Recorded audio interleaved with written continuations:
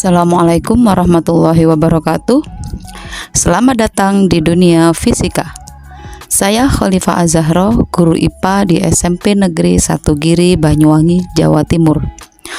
Pada kesempatan ini, saya akan membahas tentang cermin cekung. Sebelum kita mengetahui hal-hal yang berkaitan dengan cermin cekung, alangkah baiknya jika kita menyimak terlebih dahulu pengertian cermin cekung. Cermin cekung adalah jenis cermin yang permukaannya melengkung ke dalam. Ketika sinar cahaya mengenai cermin cekung, sinar-sinar tersebut akan tersebar dan bertemu di satu titik fokus. Titik fokus ini disebut titik fokus nyata karena letaknya berada di depan cermin cekung. Sifat cermin cekung ini sering dimanfaatkan dalam pembuatan kacamata pembesar dan reflektor lampu untuk mengarahkan cahaya. Cermin cekung juga digunakan dalam teleskop reflektor untuk membantu memperbesar citra benda langit yang diamati. Dengan memahami pengertian cermin cekung, kita dapat lebih mengapresiasi kegunaan dan aplikasinya dalam kehidupan sehari-hari. Aplikasi cermin cekung di dalam rumah tangga. Cermin cekung dapat memberikan ilusi ruang yang lebih luas, membuat ruangan terasa lebih terang, serta mempercantik tata letak ruangan. Dalam dunia fashion, aplikasi cermin cekung sering digunakan sebagai aksesori penunjang penampilan dengan memantulkan cahaya dan memberikan dimensi yang menarik. Cermin cekung dapat menambah nilai estetika pada berbagai produk kreatif. Di dunia teknologi, aplikasi cermin cekung juga sering digunakan dalam berbagai perangkat optik seperti kacamata, teleskop, dan mikroskop. Pembentukan bayangan pada cermin cekung. Cermin cekung adalah salah satu benda yang menarik untuk dipelajari karena sifat optiknya yang unik. Ketika cahaya jatuh pada cermin cekung, pembentukan bayangan akan terjadi. Bayangan yang terbentuk pada cermin cekung cenderung lebih besar daripada objek yang sebenarnya. Hal ini disebabkan oleh pembiasan cahaya yang terjadi pada cermin cekung, sehingga bayangan yang terbentuk menjadi membesar. Berikut pembentukan bayangan. Ada beberapa pembentukan bayangan ketika benda berada di depan cermin cekung. Yang pertama, ketika benda berada pada jarak lebih dari titik pusat lingkaran cermin cekung, maka bayangan yang terbentuk bersifat nyata, terbalik, dan diperkecil. Ketika benda berada di titik fokus, tepat di titik fokus, maka bayangan akan hilang. Itu dikarenakan karena bayangan yang terbentuk tidak ditemukan karena jarak yang dihasilkan tak terhingga. Yang ketiga, ketika benda di antara cermin dan titik fokus akan terbentuk bayangan maya, tegak, dan diperbesar. Dan terakhir, ketika benda maya, artinya benda berada di belakang cermin, maka akan terbentuk bayangan nyata, tegak, dan diperkecil. Untuk lebih jelasnya, mari kita simak video berikut ini. Kita bahas yang pertama tentang cermin cekung atau nama lainnya adalah concave mirror. Disebut juga sebagai cermin yang terbentuk dari suatu bola dengan lapisan sebelah dalam yang berfungsi sebagai cermin. Artinya cermin cekung itu melengkungnya ke bagian dalam dan yang bagian dalam itulah yang bagian mengkilapnya, begitu ya. Nah, di sini dikatakan bahwa jarak cermin terhadap pusat bola dari titik O sampai titik M itu disebut dengan jari-jari kelengkungan cermin. Sementara untuk titik fokus ya, dari cermin sampai ke titik F itu disebut dengan titik fokus cermin yang nilainya merupakan setengah dari jari-jari kelengkungan cermin.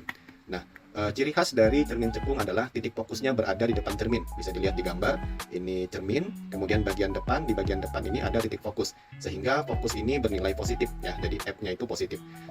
Lalu cermin cekung juga bersifat konvergen, artinya mengumpulkan sinar pantul di satu titik. Artinya adalah sinar pantul itu akan berpotongan di satu titik yang disebut dengan titik fokus. Bisa dilihat di gambar kedua ya. Setiap sinar yang datang sejajar ya, ini menuju cermin akan dipantulkan dan terkumpul di satu titik fokus. Jadi dia bersifat mengumpulkan sinar pantul. Kita next. Sekarang kita analisis untuk cermin cekung. Jadi bagian-bagiannya kalau kita gambarkan bentuk diagram seperti ini, yang garis horizontal ini disebut dengan sumbu utama ya. Nah, kemudian jarak dari titik O sampai titik F ini disebut dengan jarak titik fokus, yang nilainya adalah setengah dari jarak dari O sampai M yang merupakan jari-jari kelengkungan cermin. Jadi dari O sampai M itu adalah R ya, jari-jari kelengkungan. Dari O sampai F itu adalah titik fokus, dan dari O sampai ke benda itu disebut dengan jarak benda. Ada 3 sinar istimewa pada cermin cekung, di mana sinar istimewa ini dapat digunakan untuk melukiskan pembentukan bayangan yang terjadi pada cermin cekung. Sinar yang pertama adalah sinar datang sejajar sumbu utama dipantulkan melalui titik fokus cermin. Kita lihat ya di gambar, sinar datang sejajar sumbu utama akan dipantulkan melalui titik fokus. Itu yang pertama. Lalu yang kedua, sinar datang melalui titik fokus dipantulkan sejajar sumbu utama. Lihat gambar, sinar datang menuju atau melalui titik fokus, kemudian kena cermin, dan akan dipantulkan sejajar sumbu utama. Dan yang ketiga, sinar datang melalui titik pusat kelengkungan cermin, ya, ditembakkan melalui titik pusat kelengkungan cermin, maka akan dipantulkan kembali melalui titik pusat kelengkungan tersebut. Ya. Artinya dia tidak akan berbelok, namun dipantulkan kembali. Lalu bagaimana melukiskan bayangan pada cermin cekung menggunakan sinar-sinar istimewa yang sudah kita bahas pada slide sebelumnya? Ada beberapa aturan yang harus digunakan. Yang pertama, untuk melukiskan bayangan pada cermin cekung minimal menggunakan 2 sinar istimewa. Lalu, sinar datang itu dilukiskan dimulai dari kepala benda. Dan yang ketiga, perpotongan dari 2 sinar pantul adalah kepala bayangan benda. Sekarang lihat gambar. Untuk yang gambar pertama, kita gunakan sinar istimewa yang pertama ya. Sinar datang sejajar sumbu utama, kemudian dipantulkan melalui titik fokus. Kita gunakan lagi sinar yang kedua. Sinar datang melalui titik fokus, dipantulkan sejajar sumbu utama. Gambar 4 ya. Nah, sekarang kita lihat sinar pantul di sini kan berpotongan nih. Nah, yang perpotongan sinar pantul ini adalah kepala dari bayangan benda. Sehingga kita gambarkan saja panah putus-putus seperti ini yang menandakan inilah yang disebut dengan bayangan benda ya, yang kita lukiskan pada cermin cekung. Lalu bagaimana menentukan sifat bayangan yang terjadi pada cermin cekung? Nah, perhatikan gambar di sini ya. Di sini ada penomoran benda dan bayangan. Kita lihat dari titik O sampai titik F ini kita sebut dengan ruang 1 ya. Lalu dari F sampai M ini kita sebut dengan ruang 2, dan M lebih besar begitu ini kita sebut dengan ruang 3, sementara ruang yang berada di belakang cermin ini kita sebut dengan ruang 4. Ada aturan yang harus dipahami untuk menentukan sifat bayangan pada cermin cekung. Yang pertama adalah setiap bayangan yang terletak di depan cermin pasti bersifat nyata dan terbalik. Yang kedua, setiap bayangan yang terletak di belakang cermin pasti bersifat maya dan tegak. Lalu yang ketiga, nomor ruang benda ditambah dengan nomor ruang bayangan itu bernilai 5. Nah, ini maksudnya apa? Saya jelaskan sebentar. Kalau saya letakkan benda di ruang 3, maka bayangan pasti di ruang 2. Kenapa bisa seperti itu? 3 ditambah 2 sama dengan 5. Nah, kalau saya letakkan benda di ruang 1, maka bayangannya di ruang 4. Begitu seterusnya. Nah, ingat tadi kalau bayangannya terjadi di depan, maka sifatnya nyata dan terbalik. Kalau bayangannya terjadi di belakang cermin, maka sifatnya maya dan tegak. Lalu, aturan yang keempat, jika nomor ruang bayangan lebih besar dari nomor ruang benda, maka sifat bayangan diperbesar. Kemudian yang terakhir, jika nomor ruang bayangan lebih kecil dari nomor ruang benda, maka sifat bayangan diperkecil. Maksudnya apa? Saya jelaskan dulu. Kalau saya meletakkan benda di ruang 3, berarti nomor ruangnya adalah 3 untuk benda. Maka bayangannya di ruang 2. Nah, kita lihat 2 dengan 3 besar mana? Besar yang benda, otomatis bayangannya pasti diperkecil. Nah, kalau bendanya di ruang 2, maka bayangannya di ruang 3. Nah, sekarang besaran bayangannya ketimbang bendanya, maka sifatnya diperbesar. Begitu seterusnya. Jadi, untuk menentukan sifat bayangan pada cermin, sebenarnya kalau kalian paham aturan ini, kalian tidak perlu melukiskan bayangan yang terjadi pada cermin cekung. Masuk ke contoh soal pertama. Sebuah benda berada di depan cermin cekung yang memiliki jari-jari kelengkungan sejauh 60 cm. Tentukan letak benda tersebut agar cermin menghasilkan perbesaran bayangan 4 kali. Baik, di sini diketahui jari-jari kelengkungan cermin sebesar 60 cm. Karena jenis cermin adalah cermin cekung, maka nilai fokusnya bernilai positif yang nilainya adalah setengah dari jari-jari. Artinya di sini setengah dari 60 maka sama dengan 30 cm. Lalu di soal diketahui juga perbesar bayangan adalah 4 kali. Pertanyaannya, letak benda dari cermin, maka yang ditanya adalah S. Kita langsung gunakan persamaan bayangan, di mana M sama dengan S aksen per S ya. Nah, kita masukkan nilai M-nya 4 kali, maka 4 sama dengan S aksen per S. Kita kali silang, ditemukan persamaan pertama yaitu S aksen sama dengan 4 kalinya S. Lalu kita gunakan rumus persamaan umum cermin. 1 per F sama dengan 1 per S plus 1 per S aksen. S aksennya kita ganti dengan 4S, maka 1 per F sama dengan 1 per S plus 1 per 4S. Nah, di sini penyebutnya S dan 4S ya. Maka kita samakan penyebutnya, kita ambil 4S, maka 1 per F sama dengan 4 per 4S plus 1 per 4S. Nah, di sini dilihat ya, 4S dibagi S kan hasilnya 4. Nah, lalu kita jumlahkan 4 ditambah 1 itu sama dengan 5 ya. Jadi 1 per F sama dengan 5 per 4S. Kita kali silang maka 4S sama dengan 5 kali F. Sekarang kita masukkan nilai F sebesar 30 ya, maka kita kali saja. 4S sama dengan 150, maka S sama dengan 150 dibagi 4 hasilnya adalah 37,5 cm. Artinya benda harus diletakkan 37,5 cm dari cermin cekung untuk menghasilkan perbesaran bayangan sebesar 4 kali. Kita next ke contoh kedua. Benda setinggi 6 cm berada di depan cermin cekung yang berjari-jari 30 cm.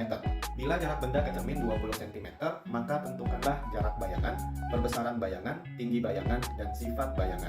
Kita lihat dulu yang diketahui, tinggi sebesar 6 cm dilambangkan dengan H ya. Nah, di sini diketahui cerminnya cekung, maka nilai R dan F-nya masih positif ya. Di sini R-nya 30 cm, maka F setengah dari R pastilah 15 cm. Lalu diketahui juga di situ jarak benda sebesar 30 cm. Pertanyaannya S aksen, M, A aksen, dan sifat bayangan. Kita gunakan rumus umum cermin ya. 1 per F sama dengan 1 per S plus 1 per S aksen. Kita cari dulu yang S aksen, maka 1 per S aksen sama dengan 1 per F dikurang 1 per S. Yang ini kita pindah luas ya, menjadi negatif. Nah, kita masukkan nilainya, F-nya bernilai 15 dan S bernilai 20. Di sini kita lihat penyebutnya tidak sama, 15 dan 20. Kita samakan dulu penyebut 15 dan 20 itu adalah 60 ya. 60 dibagi 15 itu 4, 60 dibagi 20 itu 3. Nah, 4 dikurang 3 itu 1 per 60, maka kita balik S aksen sama dengan 60 per 1. Sehingga didapatlah S aksen sama dengan 60 cm. Nah, di sini dilihat bernilai positif untuk S aksennya, maka kalau cermin cekung bernilai positif artinya bayangan terbentuk di depan cermin. Bayangan yang terbentuk di depan cermin sudah pasti sifatnya adalah nyata dan terbalik. Kemudian kita gunakan rumus perbesaran bayangan, M sama dengan S aksen dibagi S.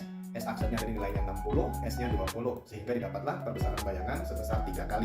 Nah, di sini dilihat kalau M bernilai lebih dari 1 artinya bayangannya diperbesar. Tapi kalau M bernilai kurang dari 1 artinya bayangannya diperkecil. Dalam kasus ini M-nya lebih dari 1, 3 ya, 3 kali, maka bayangannya pastilah sifatnya diperbesar. Lalu bagaimana untuk menghitung tinggi bayangan? Kita masih menggunakan rumus perbesaran bayangan ya. M sama dengan H aksen dibagi H. Tadi sudah ketemu nilai M-nya 3, kemudian H-nya di situ 6. Kita kali selang saja, H aksen sama dengan H dikali M ya, atau H aksen sama dengan 3 dikali H. Kita masukkan nilai H-nya sebesar 6, 3 kali 6, maka H aksennya adalah 18 cm. Ini untuk tinggi bayangan. Sehingga sifat bayangannya adalah, kalau kita simpulkan, nyata, berbalik, dan diperbesar. Mana setelah menyimak video tadi? Sudah lebih jelas kan?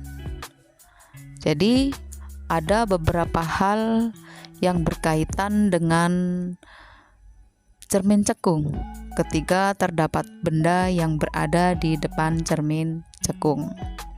Kesimpulannya, dengan memahami proses pembentukan bayangan pada cermin cekung, kita dapat lebih menghargai keindahan dan kompleksitas sifat optik dari benda-benda sehari-hari di sekitar kita. Jadi, mari terus belajar dan menjelajahi dunia optik yang menakjubkan. Terima kasih sudah menyimak dan mendengarkan dan serta memberikan saran pada kami. Kami akhiri. Wassalamualaikum warahmatullahi wabarakatuh.